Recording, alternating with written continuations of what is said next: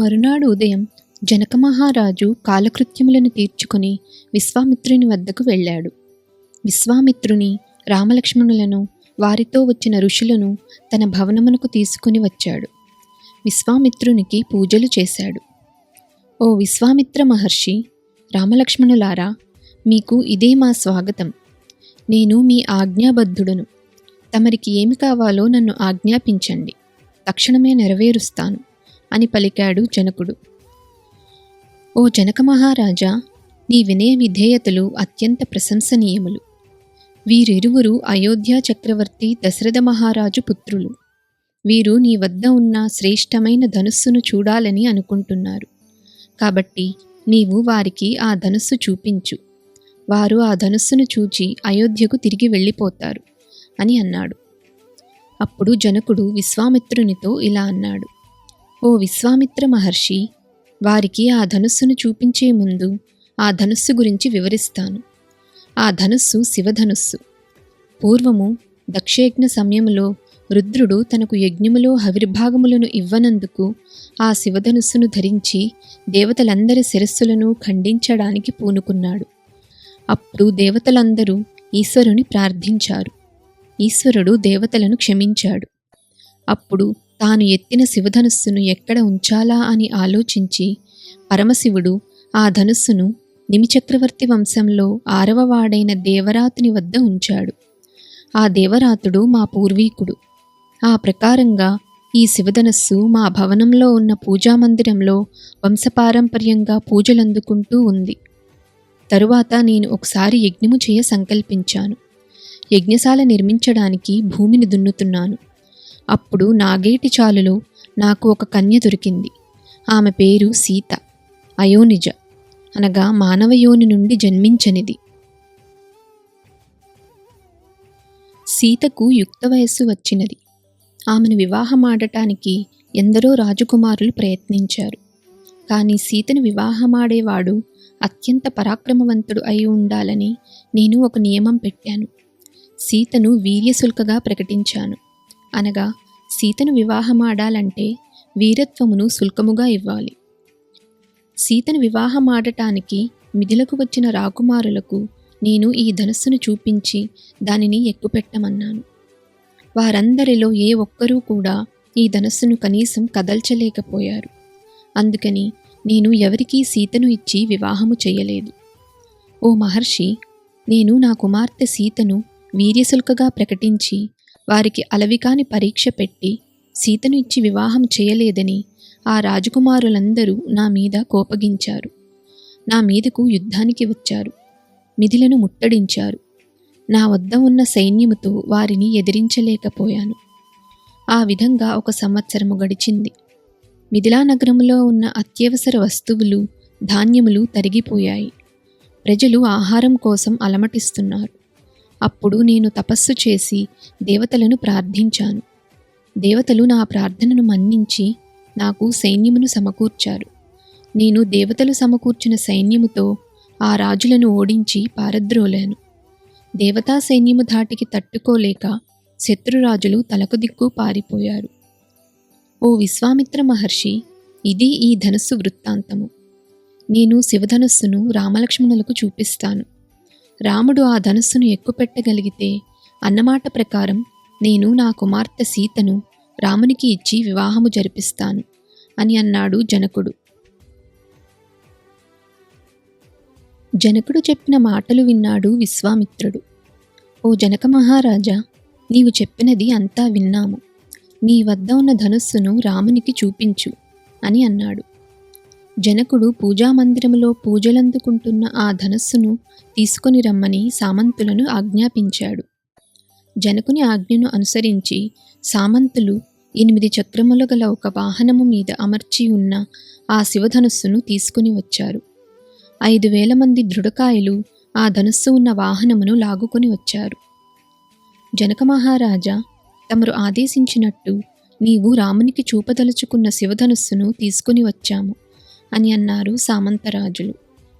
జనకుడు విశ్వామిత్రుని, రామలక్ష్మణులను చూచి ఇలా అన్నాడు.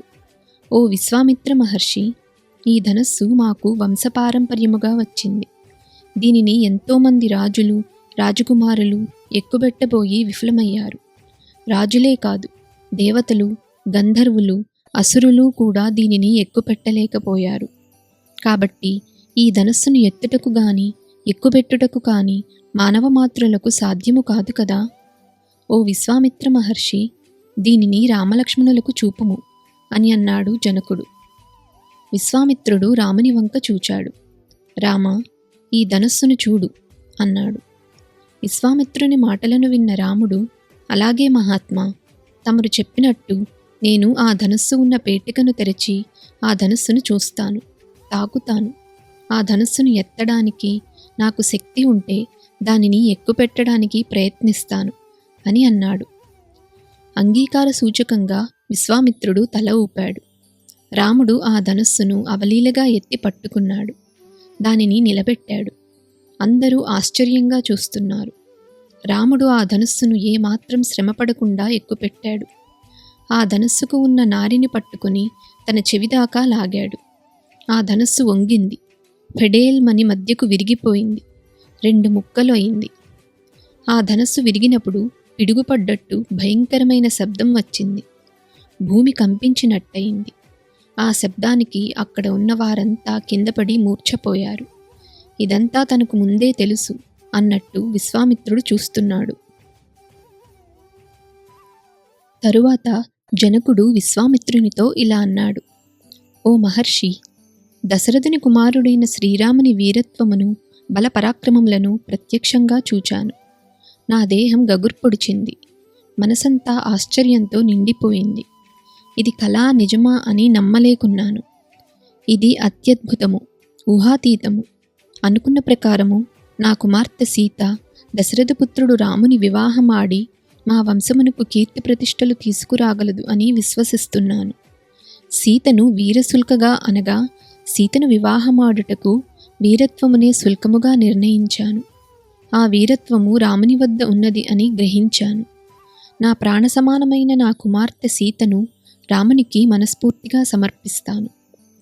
ఓ విశ్వామిత్ర మహర్షి, తమరు ఆజ్ఞాపిస్తే మా మంత్రులు వెంటనే అయోధ్యకు పోయి రామలక్ష్మణులు తమరి సంరక్షణలో సుఖంగా ఉన్నారని తెలిపి రాముడు శివధనుర్భంగము చేయడం, నేను నా కుమార్తె సీతను రామునికి ఇచ్చి వివాహం చేయ సంకల్పించడం మొదలగు విషయములన్నిటి గురించి దశరథ మహారాజుకు వివరముగా చెప్పి దశరథ మహారాజును బంధుమిత్ర సపరివార సమేతముగా మిథిలకు తోడ్కొని రాగలరు అని వినయంగా పలికాడు.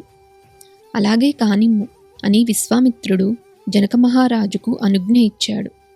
వెంటనే జనక మహారాజు తన మంత్రులతో సంప్రదించాడు. అయోధ్యకు వెళ్ళి దశరథ మహారాజుకు జరిగిన విషయములన్నీ చెప్పి వారిని సగౌరవముగా మిథిలకు తీసుకుని వచ్చుటకు మంత్రులను పంపించాడు. జనక మహారాజు పంపిన దూతలు అత్యంత ప్రయాసల కోర్చి 3 దినములకు అయోధ్య నగరమునకు చేరుకున్నారు. రాజభవనమునకు వెళ్ళారు. బయట ఉన్న ద్వారపాలకులకు మిథిలా నగరము నుండి జనక మహారాజు దూతలు వచ్చారు అని దశరథ మహారాజు గారికి మనవి చేయండి అని వర్తమానము పంపారు. ఆ వర్తమానమును అందుకున్న దశరథుడు వారిని లోపలకు రమ్మన్నాడు. జనక మహారాజు పంపిన దూతలు జ్ఞానవృద్ధుడు, వయోవృద్ధుడు అయిన దశరథ మహారాజును చూచి వినయంతో నమస్కరించారు. ఆయనతో ఇలా అన్నారు. దశరథ మహారాజా, తమరికి జయము కలుగుగాక. మేము మిథిలాధిపతి అయిన జనక మహారాజు వద్ద నుండి దూతలుగా వచ్చాము. జనక మహారాజు తమరి మంత్రి, సామంత, పురోహితుల యొక్క యోగక్షేమ సమాచారములు విచారించుచున్నారు. తమరి కుశలము కనుక్కోమని చెప్పారు. తమరి కుమారులు రాముడు, లక్ష్మణుడు విశ్వామిత్రుల వారి సంరక్షణలో సురక్షితముగా ఉన్నారని తమరికి చెప్పమన్నారు. విశ్వామిత్రుడు, రామలక్ష్మణులు మిథిలలో జనక మహారాజు అతిథి సత్కారములు అందుకుంటున్నారు అని చెప్పమన్నారు. విశ్వామిత్రుల వారి అనుమతితో తమరితో ఈ మాటలు వారి మాటలుగా చెప్పమన్నారు. నేను నా కుమార్తె సీతను వీరత్వమునే శుల్కముగా నిర్ణయించి వివాహము జరిపిస్తాను అని ప్రతిజ్ఞ చేసిన విషయం తమరికి తెలుసు. కానీ నా కుమార్తెను వరించవచ్చిన వీరులందరూ నా చేత పరాజితులై పారిపోయారు. వీరశుల్క అయిన నా కుమార్తె సీతను విశ్వామిత్ర మహర్షి వెంట మిథిలకు వచ్చిన తమరి కుమారుడు రాముడు తన వీరత్వముతో గెలుచుకున్నాడు. తరతరాలుగా మా గృహములో పూజలందుకొనుచున్న శివధనుస్సును తమరి కుమారుడు రాముడు అవలీలగా ఎక్కుపెట్టి మధ్యకు విరిచి లోకానికి తన పరాక్రమమును చాటాడు. వీరసుల్కైన నా కుమార్తె సీతను నా ప్రతిజ్ఞ ప్రకారము తమరి కుమారుడు రామునికి ఇచ్చి వివాహము చేయుటకు నాకు అనుజ్ఞ ఇవ్వవలసినదిగా ప్రార్థించుచున్నాను. తమరు బంధువులు, మిత్రులు, పురోహితులు సహితంగా మిథిలకు విచ్చేయవలసినదిగా కోరుచున్నాను. తమరు మిథిలకు వచ్చి శ్రీరాముని వివాహ మహోత్సవమును జరిపించవలసిందిగా ప్రార్థిస్తున్నాను అని జనకమహారాజు విశ్వామిత్రుల అనుమతి పొంది, తమ పురోహితులు శతానందుల వారి అనుమతి పొంది తమరితో పై విధముగా చెప్పమన్నారు అని ఆ దూతలు జనకమహారాజు సందేశమును దశరథునికి సవినయంగా మనవి చేశారు. తన కుమారునికి వివాహము అని తెలిసి దశరథుడు ఎంతో సంతోషించాడు. వశిష్ఠుని, పురోహితులను పిలిపించాడు. వారితో ఇలా అన్నాడు: రాముడు, లక్ష్మణుడు విశ్వామిత్రునితో కలిసి విదేహపురములో ఉన్నారని వర్తమానము వచ్చింది. మన రాముని బలపరాక్రమములు చూచి విదేహ మహారాజు జనకుడు తన కుమార్తె సీతను మన రామునికి ఇచ్చి వివాహము చేయ సంకల్పించాడట. కాబట్టి మీరు జనకుని గురించి వివరాలు సేకరించండి. జనకునితో సంబంధము మీ అందరికీ ఇష్టమైతే, జనకుని ఆచార వ్యవహారాలు మీకు నచ్చితే మనము విదేహపురమునకు బయలుదేరి వెళదాము అని అన్నాడు.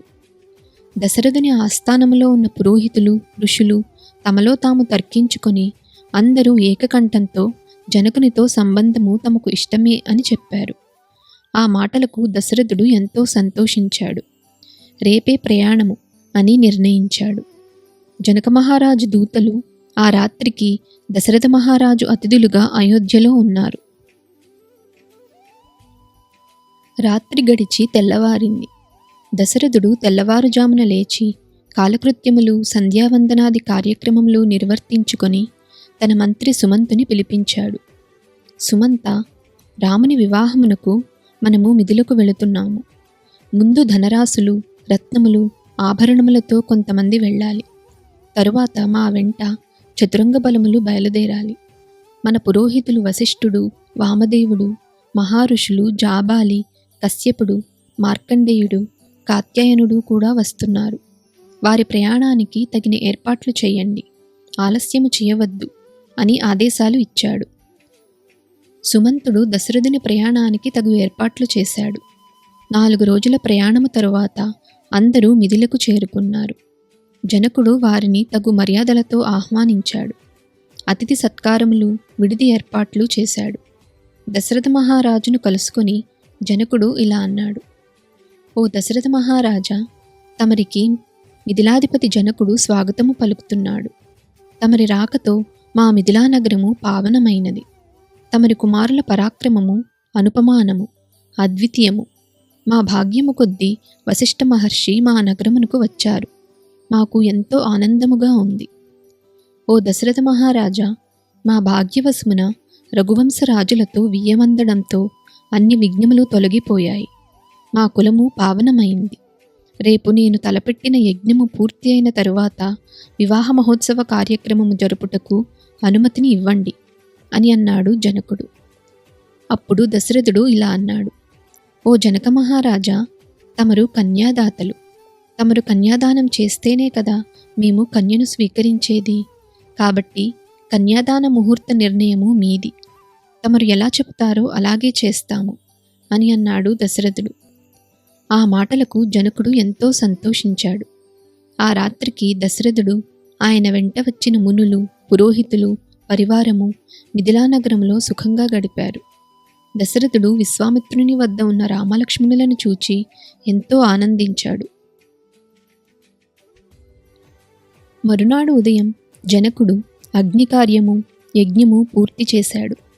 తన పురోహితుడు అయిన శతానందునితో ఇలా అన్నాడు: శతానందుల వారు, మా తమ్ముడు కుశధ్వజుని, ఆయన కుటుంబమును ఈ వివాహమునకు తీసుకుని వచ్చుటకు తగిన ఏర్పాట్లు చేయండి అని చెప్పాడు. శతానందుడు వెంటనే జనకుని సోదరుడు కుశధ్వజుని తీసుకుని వచ్చుటకు సాంకాస్య నగరమునకు దూతలను పంపాడు. వారు వాయువేగ మనోవేగములతో సాంకాస్య నగరము చేరుకున్నారు. జనక మహారాజు సందేశమును వినిపించారు. తమతో మిథులకు రమ్మని ఆహ్వానించారు. వెంటనే కుశధ్వజుడు అన్నగారి ఆజ్ఞ మేరకు బంధుమిత్ర పరివారములతో మిథులకు వచ్చాడు.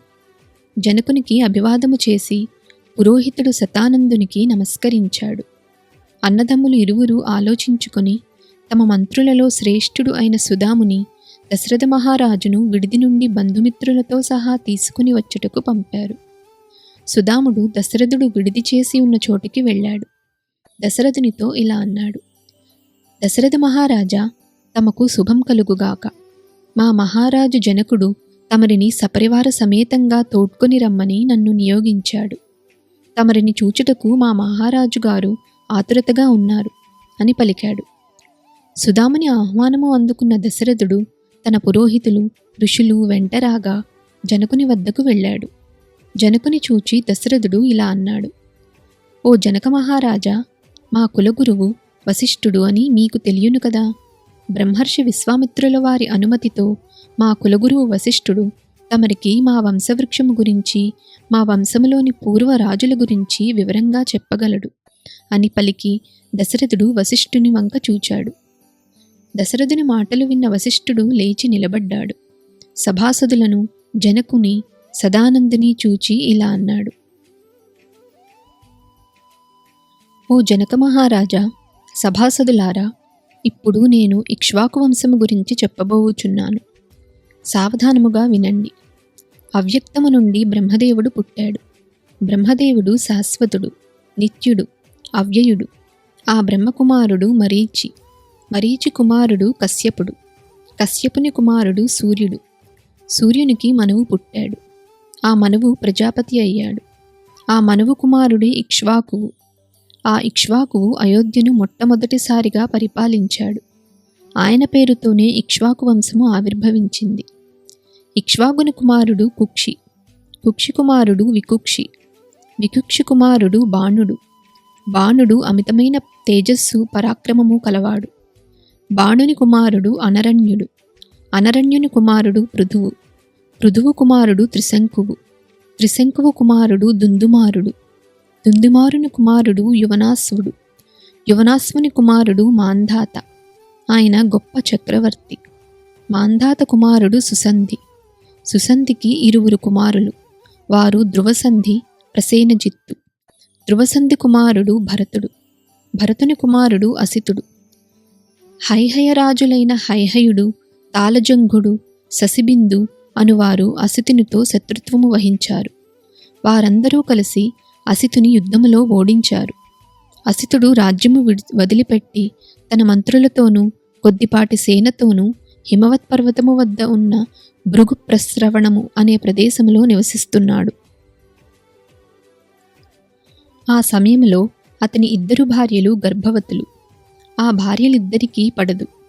అందులో ఒక ఆమె రెండవ ఆమెకు గర్భస్రావము అగుటకు విషప్రయోగము చేసింది. ఆ సమయంలోనే భృగువంశములో పుట్టిన చ్యవనుడు అక్కడకు రావడం జరిగింది. అసితుని భార్య ఆయనకు నమస్కరించి తనకు తేజస్శాలి అయిన కుమారుని ప్రసాదించమని కోరింది. అప్పటికే ఆమె మీద విషప్రయోగము జరిగింది. తన సవతికి విషము పెట్టి కాళింది అనే అసితుని భార్య కూడా చ్యవనునికి నమస్కరించి తనకు కూడా మంచి పుత్రుడు పుట్టాలని కోరింది. చ్యవనుడు మొదట నమస్కరించిన ఆమెను చూచి, ఓ భాగ్యశాలి, నీ గర్భములో మహాబలవంతుడైన కుమారుడు పెరుగుతున్నాడు. అతడు మహావీరుడు, తేజస్శాలి. ఆ కుమారుడు నీ శరీరములో ఉన్న విషముతో కూడా జన్మించగలడు అని పలికాడు. చ్యవనుని మాటలు నిజం చేస్తూ ఆమె ఒక తేజస్శాలి అయిన కుమారుని ప్రసవించింది. ఆ కుమారుడు విషముతో కూడా జన్మించుటచే సగరుడు అనే పేరుతో పిలువబడ్డాడు. ఆ సగరుని కుమారుడు అసమంజుడు. అసమంజుని కుమారుడు అంశుమంతుడు. అంశుమంతుని కుమారుడు దిలీప చక్రవర్తి. దిలీపుని కుమారుడు భగీరథుడు. ఆ భగీరథుడే గంగను భూమి మీదకు తీసుకొని వచ్చాడు. ఆ భగీరథుని కుమారుడు కకుత్తుడు. కకుత్తుని కుమారుడు రఘువు. ఆయన పేరు మీదనే రఘువంశము మొదలైంది. రఘువు కుమారుడు ప్రవృద్ధుడు. ఆ ప్రవృద్ధుడు శాపవశాత్తు మనిషి మాంసము తినే రాక్షసుడయ్యాడు. ఆయనకు కల్మాషపాదుడు అనే పేరు కూడా ఉంది. ఆ కల్మాషపాదుని కుమారుడు శంఖణుడు. శంఖణుని కుమారుడు సుదర్శనుడు. సుదర్శనుని కుమారుడు అగ్నివర్ణుడు. అగ్నివర్ణుని కుమారుడు శ్రీగ్రగురు. శ్రీగ్రగురు కుమారుడు మరువు. మరువు కుమారుడు ప్రసుక్రుడు.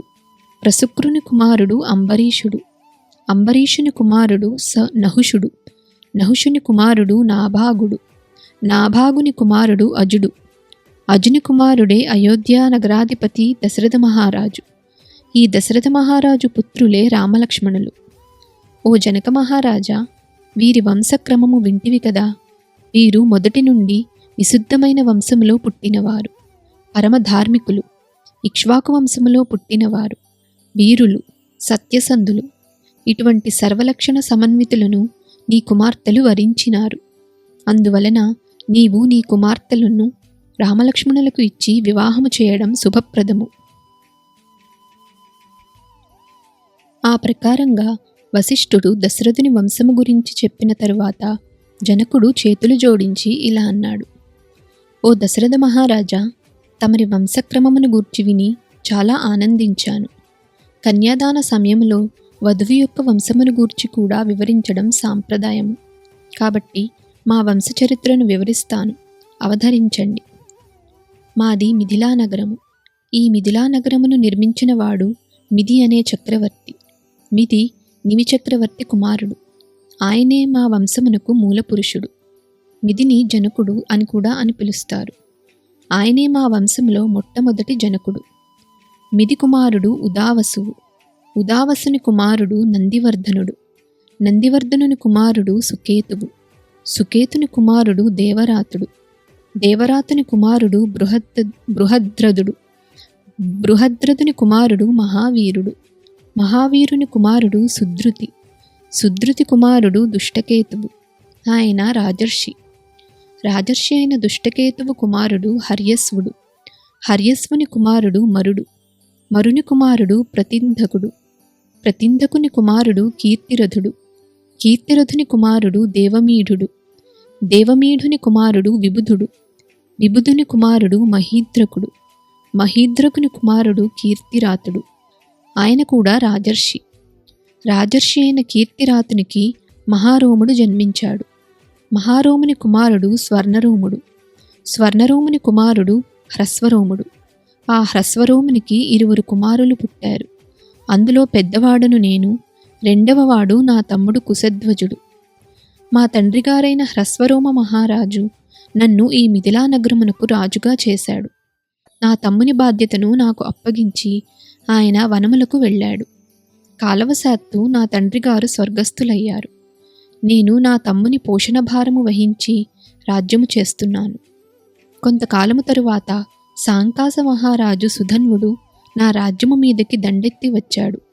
నా వద్ద ఉన్న శివధనుస్సును, నా కుమార్తె సీతను తనకు ఇవ్వమని నాకు వర్తమానము పంపాడు. నేను నా కుమార్తెను గాని శివధనుస్సును గాని సుధన్వునికి ఇవ్వడానికి అంగీకరించలేదు. మా ఇరువురికి యుద్ధము జరిగింది. నేను సుధన్వుని యుద్ధములో ఓడించి వధించాను. సాంకాసపురమును ఆక్రమించుకున్నాను. తరువాత నా తమ్ముడు కుశధ్వజుని సాంకాసపురమునకు రాజుగా పట్టాభిషిక్తుని చేశాను. ఓ వశిష్ఠమునీంద్ర, మా సోదరులలో నేను పెద్దవాడును. నా కుమార్తె పేరు సీత. నా తమ్ముడు కుశధ్వజుని కుమార్తె పేరు ఊర్మిళ. సీతను రామునికి, ఊర్మిళను లక్ష్మణునికి ఇచ్చి వివాహము జరిపించడానికి సంకల్పించాను. ఈ విషయమును ఏమాత్రము సందేహమునకు తావు లేకుండా 3 మారులు నొక్కి చెప్పుచున్నాను. నా కుమార్తెలైన సీత, ఊర్మిళలను దశరథ మహారాజు కుమారులైన రామునికి, లక్ష్మణునికి ఇచ్చి వివాహం జరిపించుటకు ఎంతో ఆనందించుచున్నాను. ఓ దశరథ మహారాజా, రామలక్ష్మణులతో గోదానము మొదలగు శుభకార్యములను చేయించండి. పితృకార్యము జరిపించిన తదుపరి వివాహ మహోత్సవమును జరిపించదను. ఓ దశరథ మహారాజా, నేడు మఘా నక్షత్రము. నేటికి 3వ రోజున అనగా ఉత్తర ఫల్గుణీ నక్షత్రములో వివాహము జరిపించదము. ఈ 2 రోజులలో రామలక్ష్మణుల చేత గోదానము మొదలగు దానములు ఇచ్చు కార్యక్రమములు నిర్వర్తింపుడు అని వినయంతో పలికాడు జనకుడు. జనకుని మాటలు విన్న వశిష్ఠుడు విశ్వామిత్రునితో సంప్రదించాడు. తరువాత ఇరువురు మహర్షులు జనకునితో ఇలా అన్నారు: ఓ జనక మహారాజా, అటు ఇక్ష్వాకు వంశము ఇటు విదేహ వంశము రెండు విశిష్టమైనవే, ఒకదానికి ఒకటి తీసిపోవు. ఈ రెండు వంశములు కలవడం అత్యంత శుభదాయకము. నీ కుమార్తె అయిన సీతను రామునికి, నీ తమ్ముడు కుశధ్వజుని కుమార్తె అయిన ఊర్మిళను లక్ష్మణునికి ఇచ్చి వివాహం చేయడం వారి వంశ గౌరవములకు రూప సంపదలకు తగి ఉన్నది. ఈ సందర్భంలో ఒక మాట చెప్పాలని మాకు అనిపించింది. నీ తమ్ముడు కుశధ్వజుడు ధర్మాత్ముడు.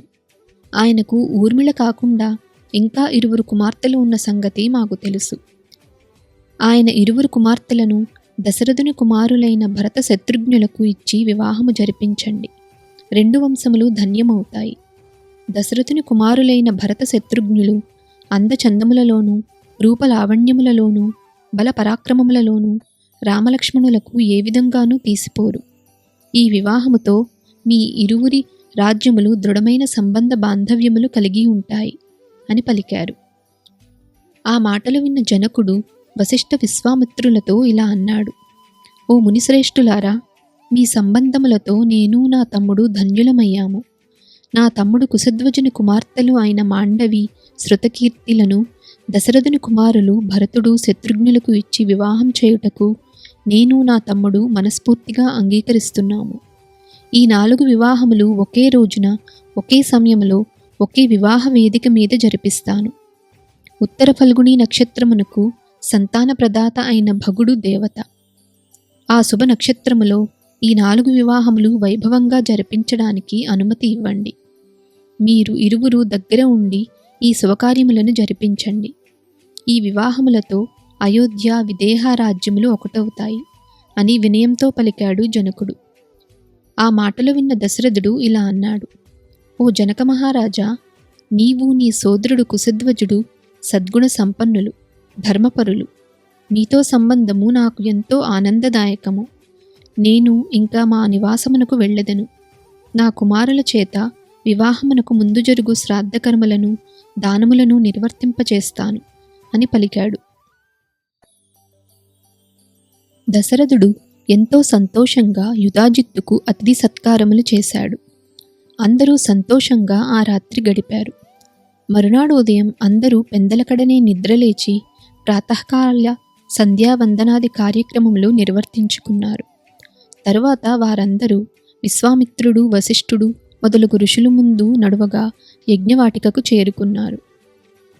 పెళ్లి కుమారులైన రామలక్ష్మ భరత శత్రుఘ్నులు శుభముహూర్తంలో తోరము కట్టడం మొదలగు మంగళ కార్యములు ఆచరించారు. తరువాత 4 సోదరులు, పురోహితులు అందరూ దశరథుని వద్దకు వెళ్ళారు. దశరథుని అనుమతితో వశిష్ఠుడు జనక మహారాజు వద్దకు పోయి ఇలా అన్నాడు. ఓ జనక మహారాజా, దశరథ మహారాజు తన కుమారులకు కౌతుక మంగళ కార్యములను పూర్తి చేసుకుని తమరి కొరకు ఎదురు చూస్తున్నారు. కన్యాదాన కార్యక్రమము కన్యాదాతలైన మీ అనుమతితో జరగాలి కదా అని అన్నాడు. అదేమిటి మహర్షి, మిథిల కూడా వారిదే కదా, వారికి అడ్డేమున్నది?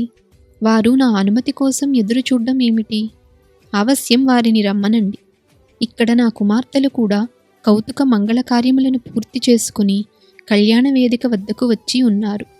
నేను కూడా వేదిక వద్దకు వెళుతున్నాను. సుముహూర్తము సమీపించుచున్నది. ఇంక ఆలస్యము చేయకుండా దశరథుల వారిని వారి కుమారులను వివాహ వేదిక వద్దకు తోడ్కొని రండు అని అన్నాడు జనకుడు. జనకుని మాట మేరకు దశరథుడు తన కుమారులతో సహా పురోహితులు ముందు నడువగా వివాహ వేదిక వద్దకు చేరుకున్నారు. జనకుడు వారినందరినీ వివాహ వేదిక వద్దకు సాదరంగా ఆహ్వానించాడు. జనకుడు వశిష్ఠుని చూచి ఇలా అన్నాడు. ఓ వశిష్ఠ మహర్షి, తమరు ఈ వివాహమునకు పౌరోహిత్యము వహించాలి. నా కుమార్తెల వివాహములను దశరథపుత్రులతో వేదోక్తంగా జరిపించమని ప్రార్థిస్తున్నాను అని అన్నాడు. ఆ మాటలకు వశిష్ఠుడు తన అంగీకారము తెలిపాడు. తరువాత వశిష్ఠుడు విశ్వామిత్రుని, శతానందిని చెరియొక ప్రక్క ఉంచుకొని వివాహ కార్యక్రమమును నిర్వర్తించడానికి ఉపక్రమించాడు.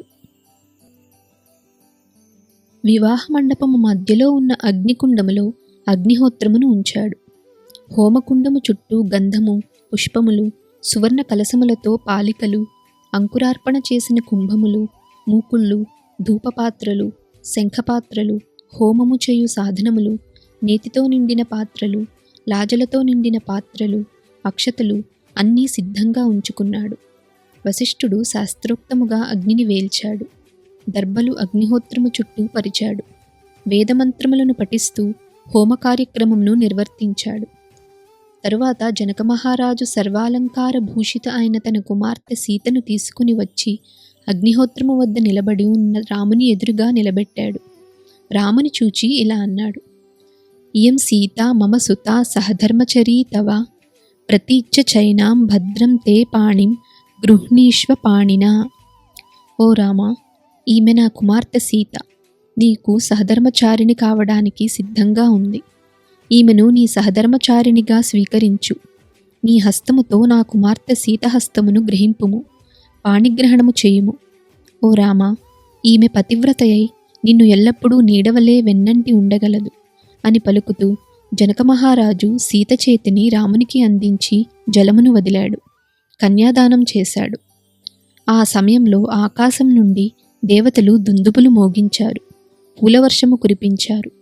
ఆ ప్రకారంగా సీతారాముల కళ్యాణము వైభవంగా జరిపించాడు జనకుడు. తరువాత జనకుడు లక్ష్మణుని పిలిచాడు. లక్ష్మణ, ఈమె నా కుమార్తె ఊర్మిళ. ఈమెను నీ సహధర్మచారిణిగా స్వీకరింపుము. ఇంక ఆలస్యము చేయకుండా ఈమెను పాణిగ్రహణము గావించు అని తన కుమార్తె ఊర్మిళ చేతిని లక్ష్మణుని చేతికి అందించాడు. తరువాత జనకుడు భరతుని చూచి, ఓ భరత, ఈమె నా కుమార్తె మాండవి. ఈమెను పాణిగ్రహణము గావించు. ఓ శత్రుఘ్న, ఈమె నా కుమార్తె శృతకీర్తి. నీవు ఈమె పాణిని గ్రహించు. ఓ రామలక్ష్మణ భరత శత్రుఘ్నులారా, మీరందరూ సౌమ్యులు, గుణవంతులు, మంచి ప్రవర్తన కలవారు.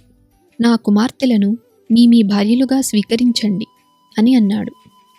అప్పుడు రాముడు సీత చేతిని, లక్ష్మణుడు ఊర్మిళ చేతిని, భరతుడు మాండవి చేతిని, శత్రుఘ్నుడు శృతకీర్తి చేతిని పట్టుకున్నారు. పాణిగ్రహణ మహోత్సవము జరిగిపోయింది. దశరథుని కుమారులు నలుగురు తమ తమ భార్యల చేతులను పట్టుకుని అగ్నికి నమస్కారము చేశారు. తరువాత మామగారు జనకునికి నమస్కారము చేశారు. పురోహితులు వశిష్ఠ మహర్షికి నమస్కారము చేశారు. వశిష్ఠుడు దశరథ కుమారుల వివాహ కార్యక్రమమును వైభవోపేతంగా జరిపించాడు. రామలక్ష్మణ భరత శత్రుఘ్నులు తమ తమ భార్యల చేతులు పట్టుకుని అగ్నిహోత్రము చుట్టూ 3 సార్లు ప్రదక్షిణము చేశారు. ఆ ప్రకారంగా సీతారాములు, ఊర్మిళా లక్ష్మణులు, మాండవీ భరతులు, శృతకీర్తి శత్రుఘ్నులు దంపతులు అయ్యారు. వివాహ కార్యక్రమము తరువాత రామలక్ష్మణ భరత శత్రుఘ్నులు తమ తమ భార్యలతో విడిది గృహములకు వెళ్ళారు. వారి వెంట ఋషులు, పురోహితులు, బ్రాహ్మణులు కూడా వెళ్ళారు. కుమారులను కోడళ్లను తృప్తిగా చూసుకుంటూ దశరథుడు కూడా వారి వెంట విడిది గృహమునకు వెళ్ళాడు.